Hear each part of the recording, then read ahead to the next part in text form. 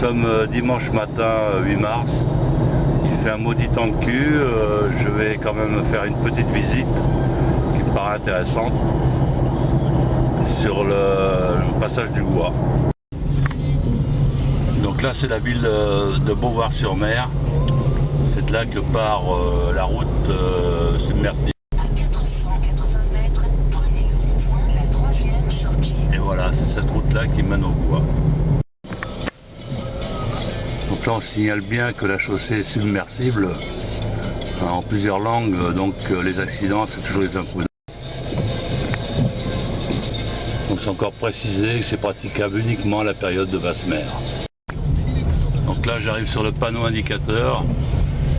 Donc prochaine basse mer à 8h46, donc praticable aux heures de basse mer à 8h35, donc il est 8h36, donc je suis bon, je vais pouvoir y aller. Alors on continue la route. Alors là on arrive vraiment sur un site très particulier. La vitesse est limitée bien sûr. Ah oui, la mer est découverte, c'est bon. Alors il y a un restaurant panoramique là qui donne effectivement sur le passage du Gouas. Donc là nous sommes sur ce passage qui n'est pas jeune comme on le sait, hein, puisqu'il date à l'origine de 1701, avant Gué-la-Route. 1701 c'était une découverte, je dirais, naturelle, puisque ça s'est formé naturellement par un dépôt d'alluvions, de sable, avec des variations tout le temps. Alors là, comme on peut voir, je regarde s'il n'y a personne derrière moi, c'est bon. Alors il faut non pas faire attention de ne pas être trop près. Donc là c'est des pavés. Alors là on peut remarquer qu'il y a déjà des gens à la pêche à pied. Parce qu'ici on trouve beaucoup de coques, de palourdes. Alors donc là on est parti sur cette route pour rattraper Noirmoutier en Lille. Alors ça ce sont les fameux refuges quand les voitures sont prises par l'eau. La mer monte très vite à cet endroit là. Alors on voit sur la gauche la réalisation beaucoup plus récente, c'est-à-dire le pont de Noirmoutier qui également permet d'accéder à l'île de Noirmoutier. Là on voit un pêcheur à pied là qui s'affaire, je sais pas ce qu'il ramasse, mais il en ramasse.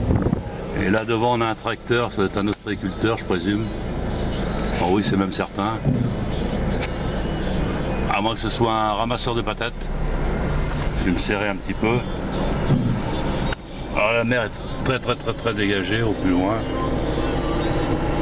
Bon, le temps est gris, c'est bien dommage. Ah non, c'est un ostréiculteur, effectivement, qui a été ramassé ces bourriches qui étaient en pleine mer. La pêche à pied, il faut creuser pour enlever la terre, pour ramasser les coquillages. Et les balises que l'on peut apercevoir là justement pour se réfugier en cas d'incident datent de 1780. Et il y a eu un rude hiver en 1788-1789. Elles ont toutes été balayées par les glaces, ça paraît impensable. Et ce passage-là a servi en 1793 au général Charette d'emprunter avec son armée cet itinéraire parallèle au Gouas, et pour aller prendre la ville de Noirmoutier.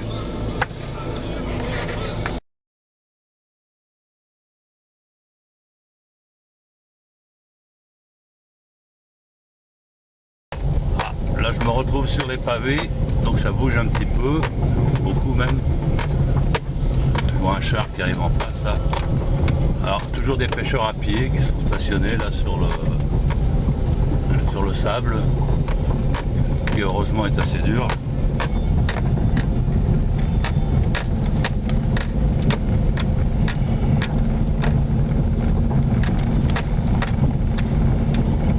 Alors le Tour de France est passé là une année, il y a eu trop de chutes, donc ils n'ont jamais recommencé l'expérience, fort heureusement.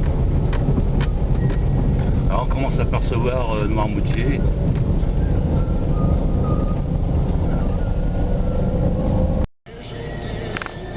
peut-on imaginer qu'en 1840, il y a eu la première navette qui reliait donc Beauvoir à Noirmoutier par ce passage sur lequel je suis. C'était une charrette avec un cheval.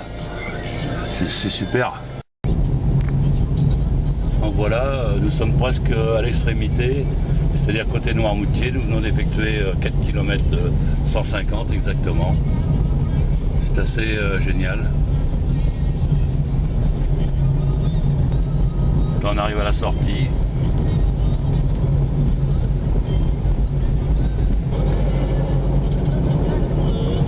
Alors beaucoup viennent camper là, les fifouets.